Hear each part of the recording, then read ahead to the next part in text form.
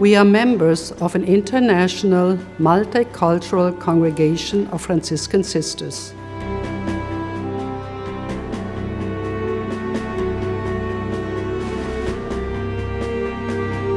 We are committed to live the gospel in the spirit of St. Francis of Assisi, our founder, Father Christopher Bernsmeyer, Order of Friars Minor, our founding sisters, and all those who followed them.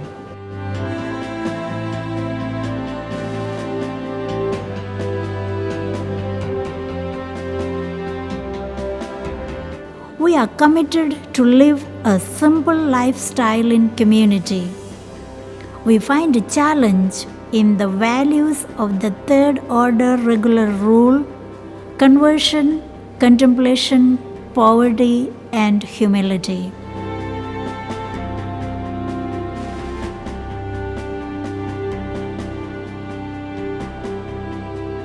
We are dedicated to a common mission that brings Christ's healing presence to humanity and supports creative ways of responding to the sick, poor, and needy.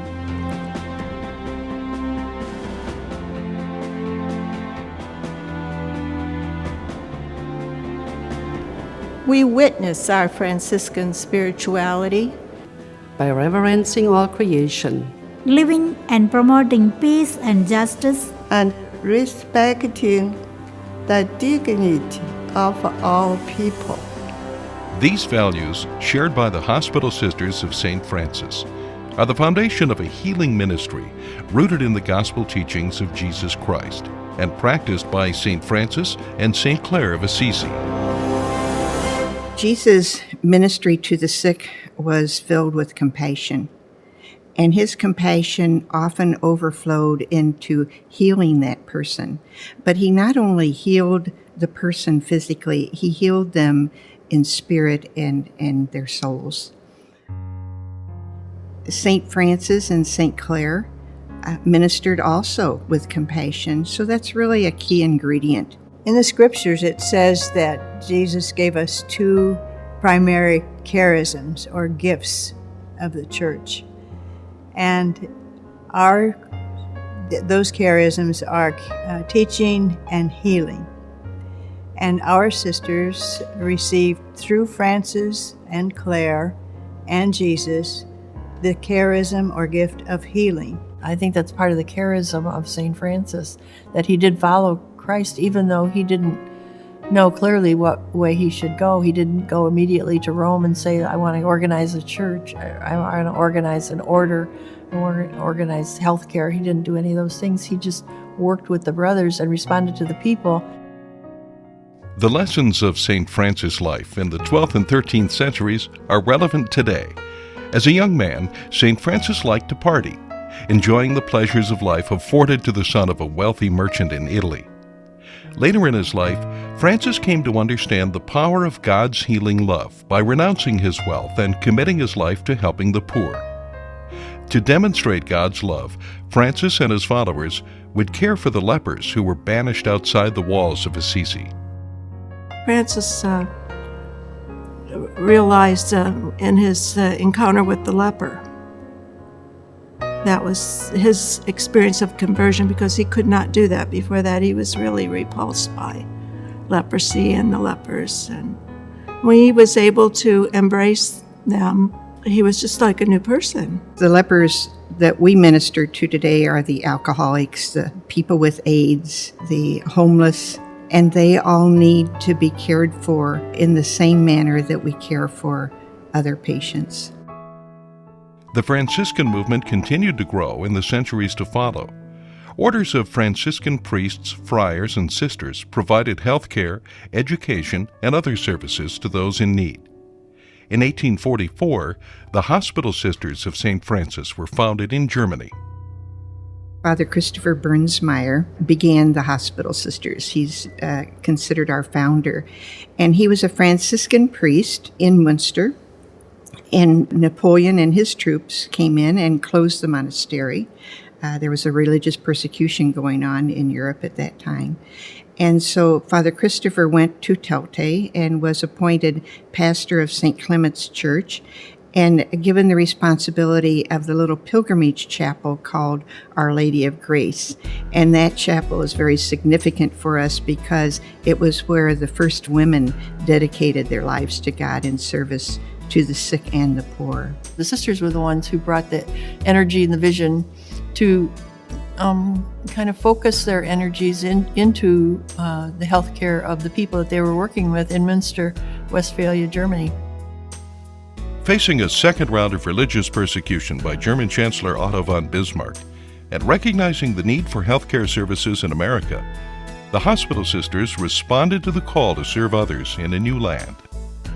In 1875, Bishop Peter Baltus, who was the bishop of this diocese, saw that he was having more and more German immigrants come to this country and to his diocese, and he felt that they were not getting the medical care that they needed.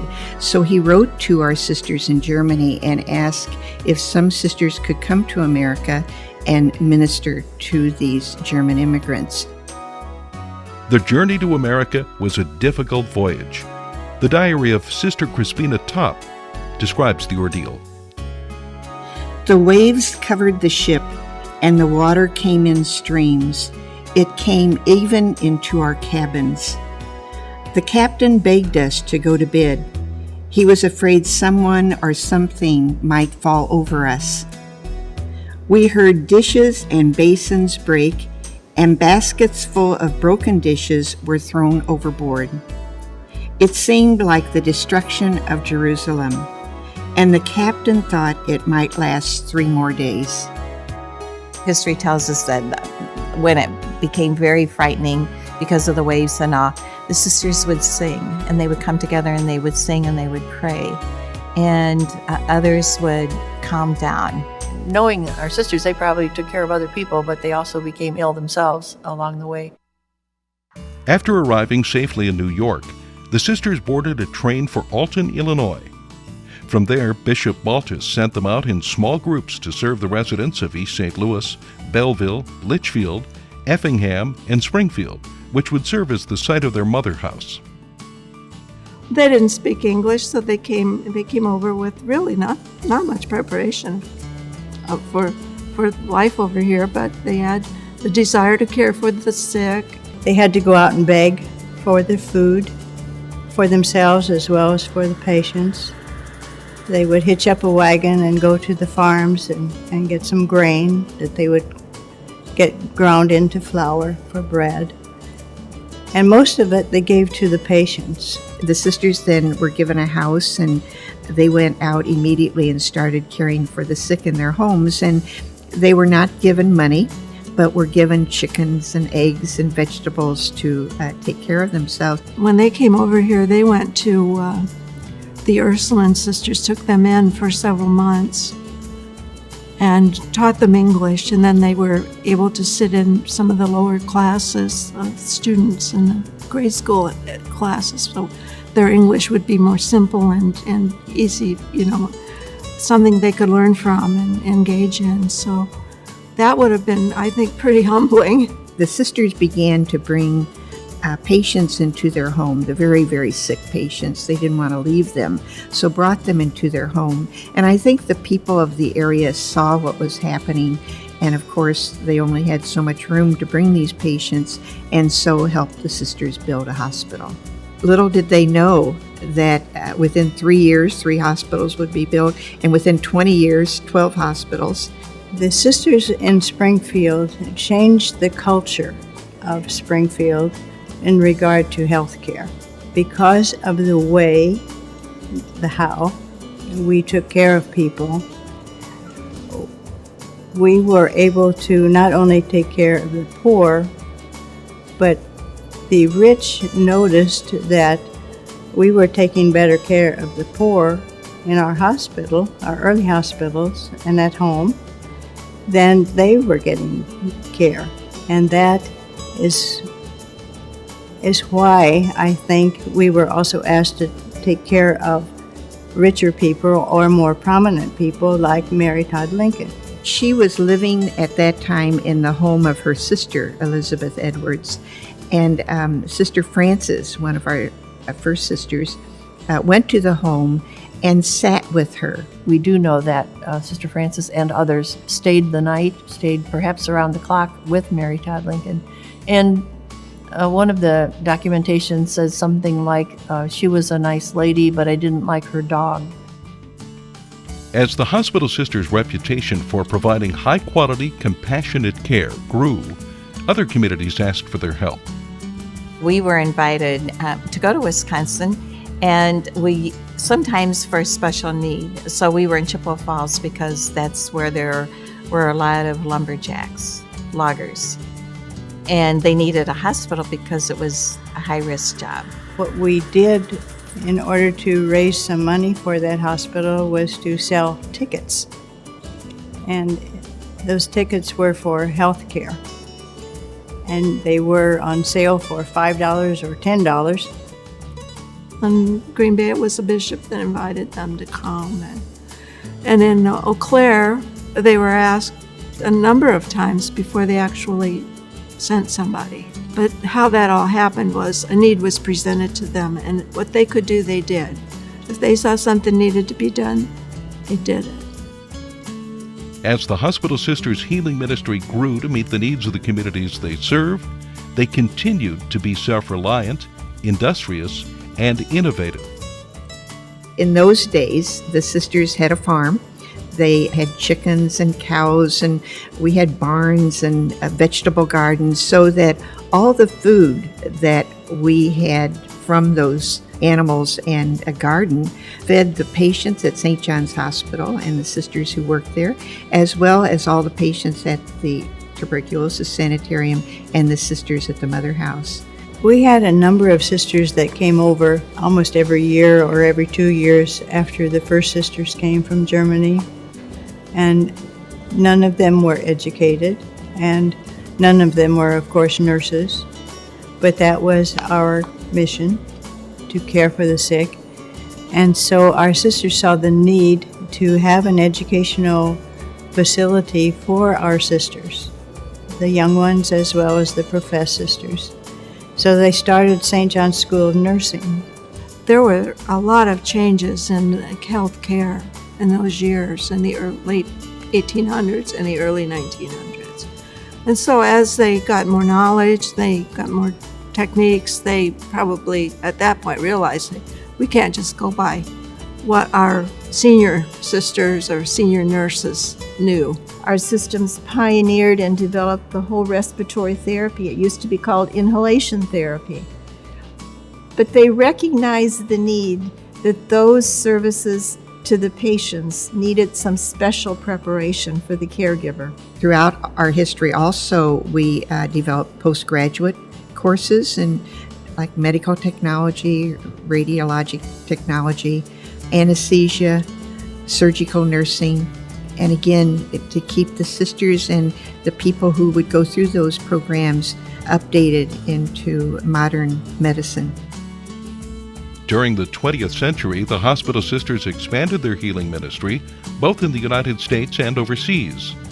At different times during the past century, the sisters cared for Native Americans in Arizona and New Mexico, oversaw nursing homes in Missouri and Louisiana, ministered to post-polio patients and patients afflicted with cerebral palsy in Springfield, established hospitals and missions in China, Japan, Taiwan, and Tanzania, and served in Haiti.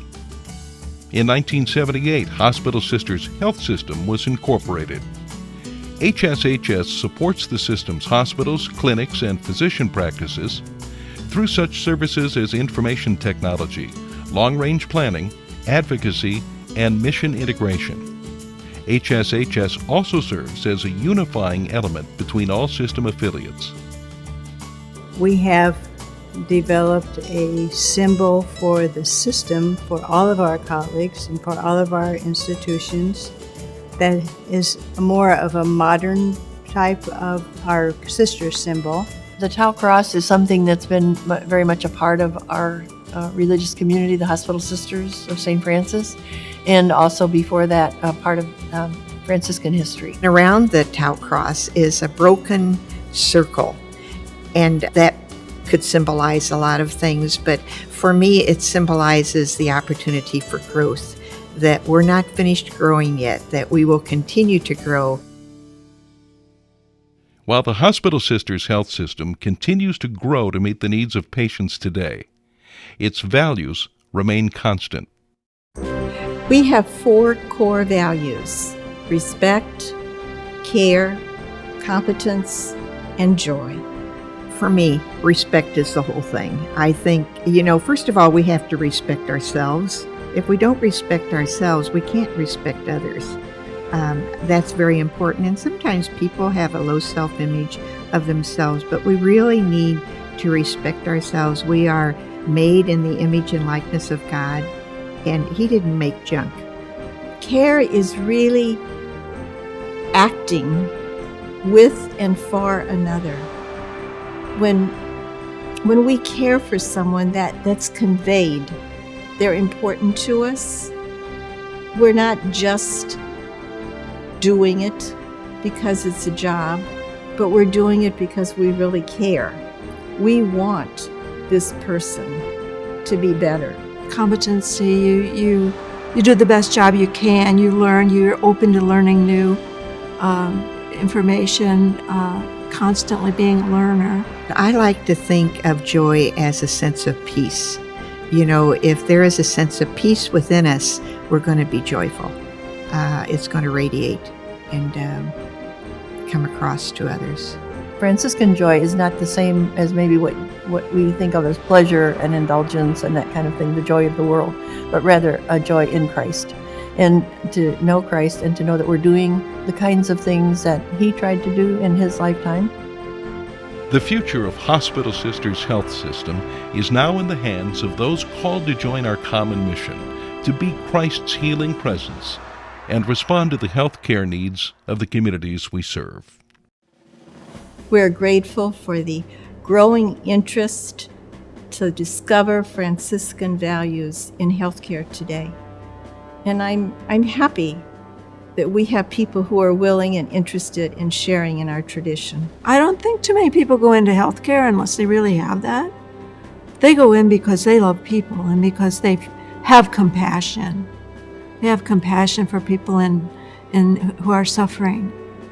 And I don't know how anybody could stay in that kind of a field of work unless they really had that. Our sisters in their healthcare ministry, they always had that healing presence. They talk about St. Francis saying, preach the gospel, always use words if necessary. Well, sometimes our sisters really didn't need words. They just showed up. Our sisters that were head nurses, and most of them were, they knew who was very sick and who might die during the night. And they would get up in the middle of the night and they would go sit with their patients. And they did that over and over. When we get to a point of frail health, we get to the point of the end of our life, we're all kind of the same. And I think our sisters ministered to those with means, those without means, as though they were all one. I think the how we do it and the why we do it, or the spirit that we do it in, will not change. I always say put the moccasins on and run with us, and then you'll find out. If the moccasins fit and you feel good, you'll know it, and you'll know that that's where you belong. And we want people to run with us because we can't do it ourselves. And that's why we say often we're passing the torch to you.